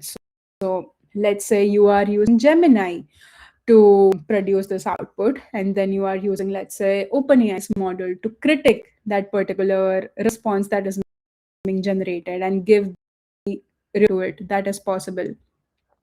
What we are doing here, that first of all we would need a trip summary to be evaluated on. So very simply, writing a summary agent, then we are using LLM agent again as a critic, and the instructions is only the main part in this entire code base or in this entire agent like vibe coding kind of a thing that we are doing. You once you change the instructions, make it clearer, fancier, nicer, everything that you want would hopefully be generated. So in critic, we are mentioning that review the trip summary stored in the trip summary variable. And the rule over here is that a valid trip must contain flight info, hotel info, sightseeing info. If any of these are missing, output exactly fail and mention the reason. If all the three are present, then output pass. And then there is one output key. The only thing that the review status pass or fail want to return is the output of this particular segment of the code. Now, this is the validator logic that we mentioned we want to use. What it is reading is again at your own pace. You can read it. We are about to end the session, so that's why I'll just take it a bit faster, but it's very simple. From your session, from your state, you are checking the summary, you are checking the review state, and if it is failed, then QA rejected the itinerary, and what is the reason is the output we are generating. If it is passed, we are going to mention it approved. And then there is this validator trip summary that we are calling as like an validate agent. And finally, a sequential workflow that what sub agents do we want? We want a trip summary, we want a trip summary reviewer, and then a validator. And what query we are passing is that plan a trip to Miami. Let's see how it works. First of all, the draft over here that we received, the output is QA rejected the itinerary, and the reason is that flight information and hotel information are missing. And why did it happen? Let's see. It is giving us a 2-day itinerary. Day one, explore the South Beach, where to do lunch, where to do dinner. It's mentioning what Cuban rhythms and maybe pubs and bars to attend and check out on Wine Arts District. It is mentioning. So this is just like a sightseeing agent which got invoked, and none of the flight or hotel booking agent invoked. And that's the real life scenario. It might fail when you want to build something. So in this scenario, what to do? We don't have any loop over here. So far we have just built this checker module. Now checker module mentioned that it has failed, but after failing, what to do, how to go in the loop again is not mentioned. It just, so this three things is done, the checker module is done. In this part 2, we are just writing one loop for the self correction, and it is a bigger code, but the major part which I want all of you to focus is this one. If the status is failed from a reviewer, upper part is actually just the same, that we have an LLM agent which is giving you an itinerary for the destination. Then there is a reviewer. Then you are checking on the review. What is the review? You are doing the response QA. If QA has been passed, then nothing. If it has been failed, then after sleeping for 2 minutes, the loop will keep on coming until max entries. Max entries over here we have initiated is 3. So for 3 different times, it will run our entire multi-agent system, and if it is passed, it'll just like return from in between. Otherwise, it'll keep on doing. So that instead of 3, you can mention whichever number that you want for max entries for sake of simplicity. That is what we have chosen over here. Otherwise, using the session and helper function is again not that much important if you are running this in your local code base. It's just important because I'm running in Colab at the moment, that every time session ID might change, user ID might change. So that's why. So do not focus on this helper function. But what we are now passing as a query over here is just Miami. I'm not mentioning anything like book me a flight and hotel on this dates from this city to that city. We are just mentioning Miami. So that is the reason the QA is failing. But after that, if you remember in our dispatcher agent, what was the goal? Somewhere we have mentioned that it should have the holiday trip and all the other details. If that is not the case, then yeah, so critical rule. So reviewer is going to give the feedback that 3 things are important for any of the multi-agent system to pass right now: hotel, flight, and sightseeing. If any of them are failed, then that feedback is going to be worked again, and then hopefully it will pass. So first of all, for the very first try, we can see over here the, yeah, for the last module, it says this is attempt 1 of 3. After drafting, checking the QA, it said that flight information is missing, hotel information is missing. It did a second try with this feedback in mind, and then everything is passed in our attempt 2 itself. We have the arrival hotel information, lunch, afternoon, evening, departure, late evening, what to do, what airport to take, what's the flight, and so on. Over here, now, if you have the Expedia, Booking.com, any of the APIs integrated the way we had this National Holiday Checker API, then your whole full-fledged multi-agent system is all ready and set. Do we have any questions?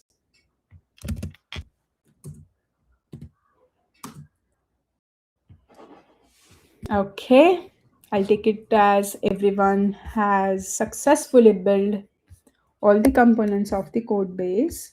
And now I am just going to give you a very quick walkthrough of how you would actually run it inside of your code base and what will be the structure for it. So there will be requirements file for sure for generative AI, for Google's ADK, dot environment if you want, and some test cases and some other useful things.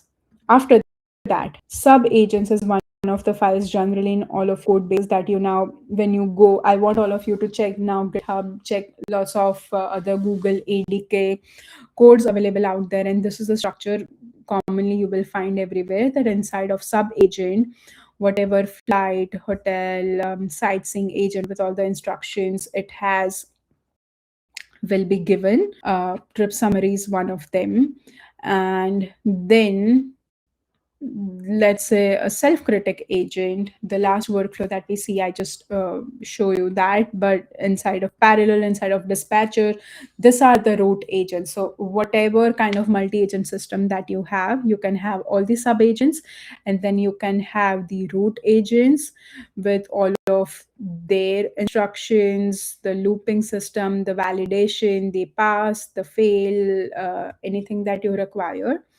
And then I will just right now update the API key that I had in my environment. That's the model name in the environment file we can pass. And I will put my, yep, the API key that I had copied over here.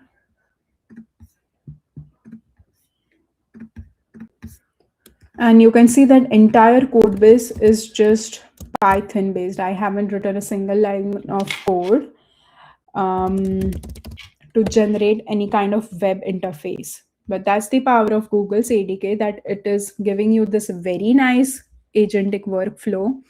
We have inside of the code base 4 different agentic system. One is dispatcher, one is parallel, self-critic, and simple agent.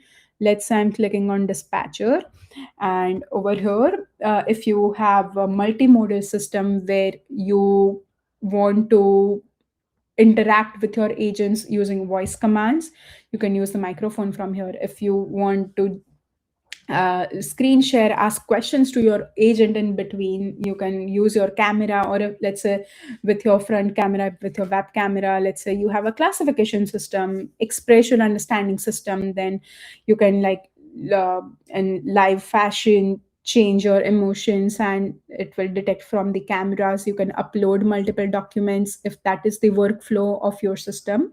So a lot of things that you can do. We are not having any of those multimodal capabilities in the code base that we have, but we have trip planning. So let's try that.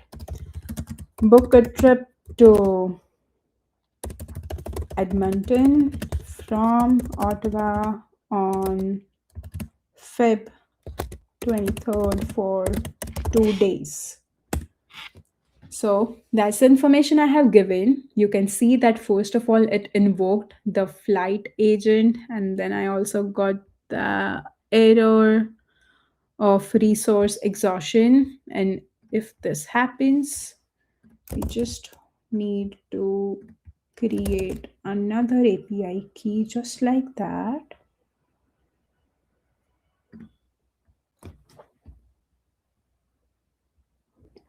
And then I will copy it, paste in my code base again, kill the session, and rerun edk web command. Going to my local host, selecting the dispatcher agent, book a trip to Edmonton from Ottawa on February 23rd. Let's see. It invoked the flight agent. If we click over here, we get a very nice event diagrams as well. That trip planner is our root agent with 3 sub-agents: flight, hotel, sightseeing. First of all, trip planner invoked the flight agent. That is the first event that happened. Second agent, that it reported back to the trip planner. You can see this green arrow. The third thing happened, everything is happening sequentially. This is not the parallel agent that I invoked. So that's why the third thing is trip planner invoked hotel agent. It reported back with the result. Finally, sightseeing. Everything is using Gemini 2.5 Flash. You can also see the thoughts and another cache information and stuff like that. And then finally, sightseeing, return to trip planner. So that's the events, number of request, response, whatever is generated, you can trace back if you want to. I am just not sure why is it giving me the error again. Let me just try one more time with the new session. And that's what typically happen in the demos. It works till last minute, but just while you are demoing, it might crash. Hopefully it won't this time. Oh, you exited your current quote. Maybe what I can use is use my different Gmail account now, and I'll just generate the API key there. So yeah, these are Here, all the Katia, here Katia is asking how to access the ADK studio. Oh, so ADK Studio, uh, it's like not a web interface. That's like this code base from where you are right now interacting with it. You are downloading it in your code base, and when you press the command ADK web in your local host, it is being run. So that is how I am using it right now. And that's the API key. I'll just try this one last time. If it works, it works. Otherwise, it's just the issue with the quote limits. Nothing is crashing in the code base. Let's say dispatcher.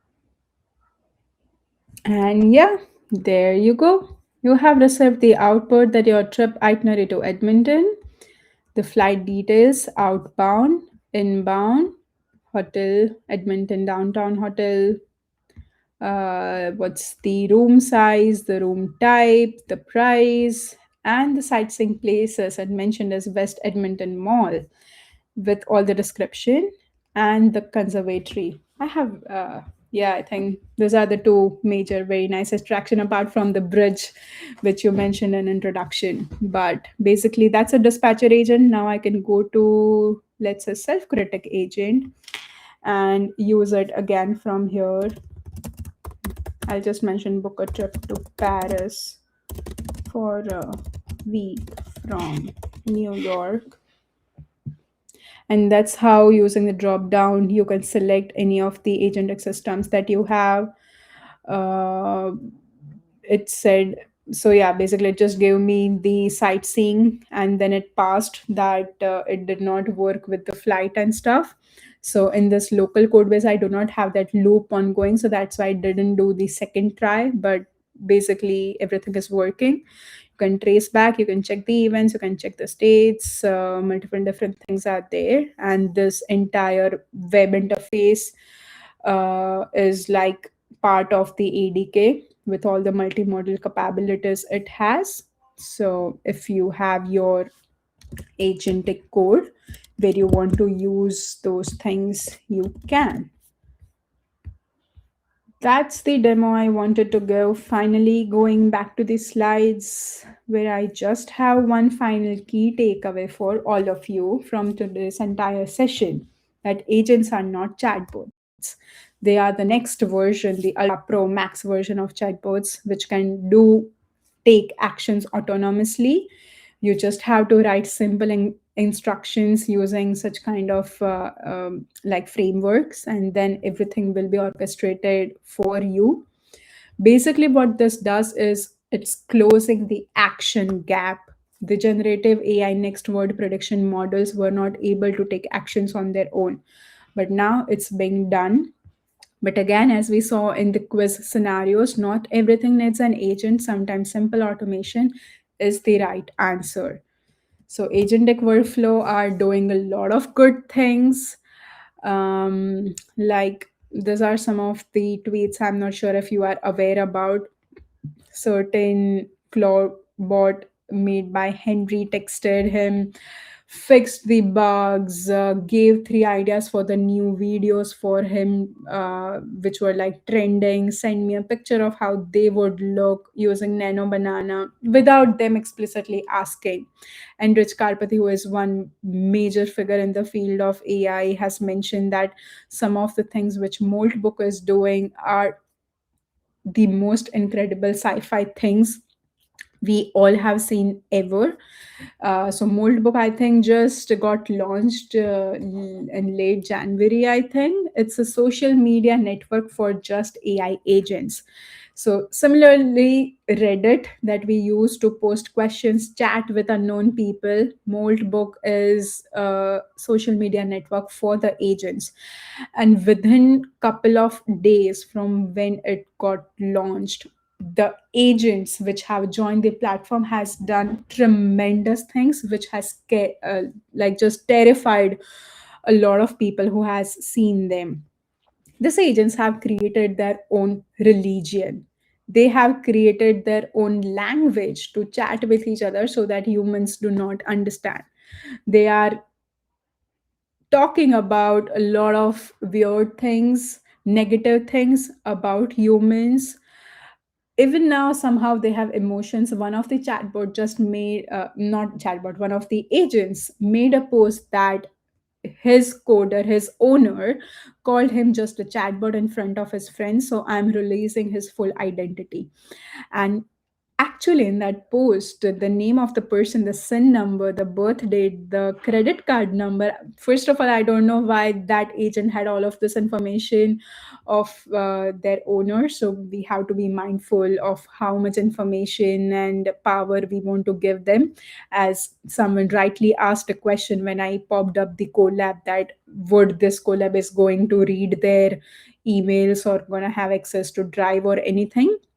So exactly like that, we have to be mindful of what information we are passing to this AI tools while we use them. But at your free time, go check out about Moldbook, some terrifying scary things of what agents are doing nowadays. They are helpful also, but yeah, we don't know what would come next. With that, I would like to end my session. Thank you so much for everyone taking time on this lovely day in this cold to understand something about agentic workflow. Hopefully, I was able to answer your questions. Feel free to connect with me on LinkedIn, Twitter, X, GitHub, anywhere. I would be happy to receive the feedback also. Thank you again. Back to Yeah. you, Tania. Hey, before you drop, Charmy, thank you so much for this interactive session and for taking us step by step. But so the folks in the audience are wondering if you're letting us or you're sharing your slides for today's session. And also, Mhm. uh, one of the participants say that he created a second API key, but he still has the 429 error code. Okay, so maybe you can try the same thing that I did. Use another Google account of yours and then create an API key from there, because it has certain limits, like each for every hour, certain number of requests and context window and stuff that you can use. So the way I also faced that issue, use your another Google account or maybe try after an hour or so, and that then it'll work for you.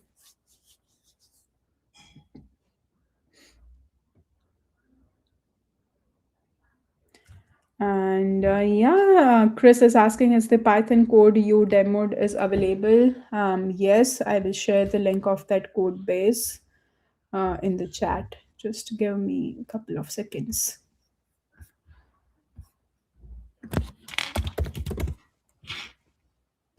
Well, please help us to improve your experience with us. Fill out the event feedback survey and be eligible to win one of these winter tours only for residents in Edmonton. And um, Yeah, please.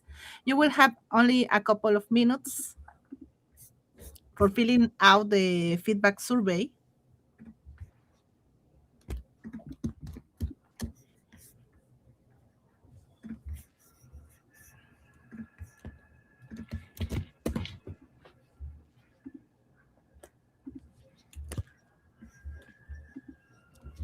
Okay.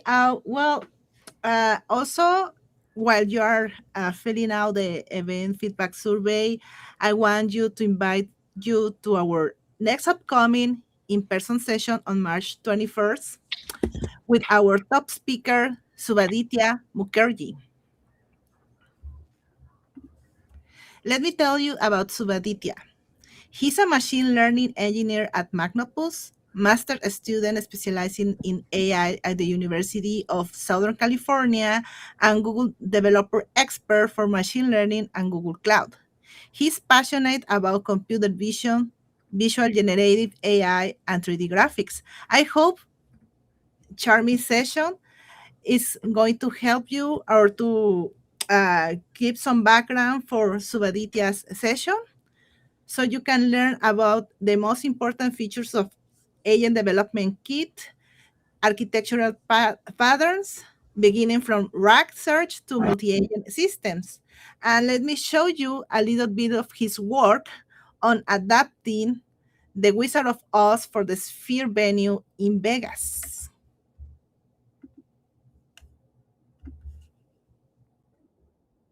So we broke down every single shot in the movie, focusing first on the foundation of everything, which is super resolution. It's more than just like, okay, we're taking a small video and we're making it a big video with more pixels. It's like making sure that the nuance and the detail is there. The super resolution team found that AI models actually improved substantially if we fine-tuned those models on the actual material and references from the original film. It's helpful to have as much information about how the movie was made, so it's a little bit of an archaeological dig. You have the Academy Archives. Warner Brothers also has a terrific archives. But Ben and his team, Craig Barron, seem to go deeper and deeper. We were able to find a Technicolor workbook from a Technicolor cameraman named Clarence Slifer, who didn't work on Wizard of Oz, but he worked on Gone with the Wind, which had the same camera package. And so once we had this little notebook, we could figure out what lens that they shot the scene with and then add additional elements to it. When the original movie's in a rectangle, sometimes the characters enter or exit frame and their parts of their body are cropped off. And we have to restore that. So we call that character outpainting. So for example, I really want to see Dorothy with her shoes on at this frame, but I don't. If I've ever seen Dorothy's shoes on one frame, using these generative AI techniques, I can now show the shoes in a future one that we could not see her feet. The AI knows about Dorothy's shoes because we fine-tuned it on the Wizard of Oz movie.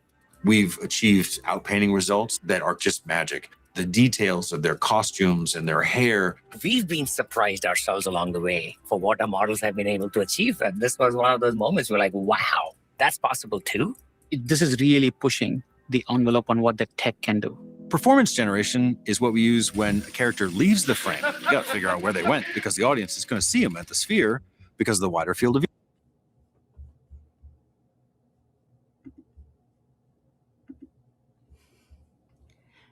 Well, as have you seen, this is a tease of Subhaditya's work on adapting the Wizard of Oz for the Sphere. Also, he has worked with important people who has worked on legendary movies like The Matrix and Superman. So don't miss the opportunity to meet him in person on March 21st. Also, be eligible to win one of the tubes once you have RSVP and do the raffle. Let's see how many people have. Katia, Jay, Dipali, okay.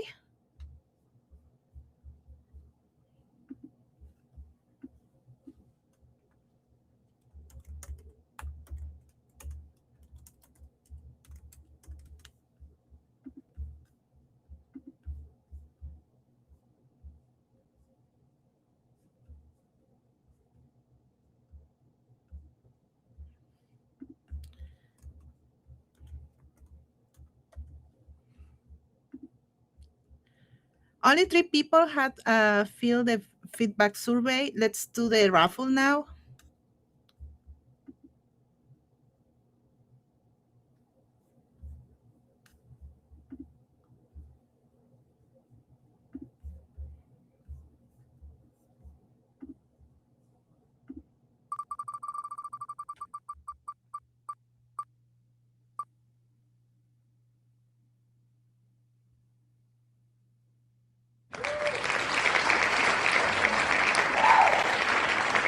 Hey, congrats, Katia, for your new book. I hope to see you in the coming days. Let's chat on LinkedIn about how to give you your prize.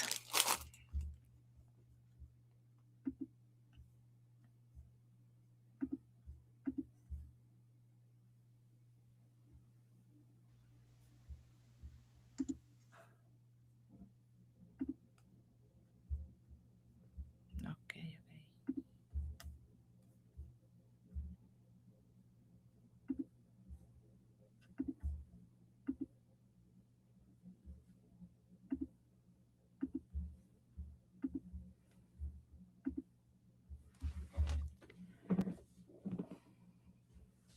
Before to wrap up, I invite you again to register for our upcoming in-person session with Subhaditya Mukherjee. I invite you to follow us on our diverse social media platforms. We are on LinkedIn, X, Instagram. Please join our Discord server to keep going this community, this pipe. And before to drop, Chris Cumming, who is the organizer for the weekly deep depth chat here in Edmonton, has an upcoming event.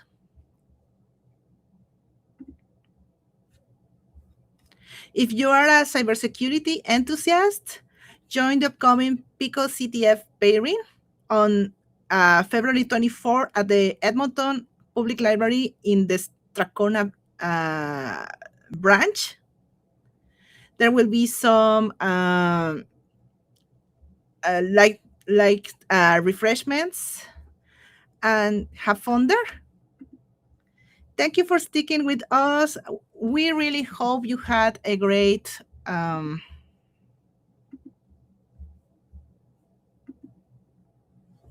we really hope that you had learned a lot with us in this session. Thank you so much, Charmy, for sharing your expertise. I hope you can come to Edmonton in a future event.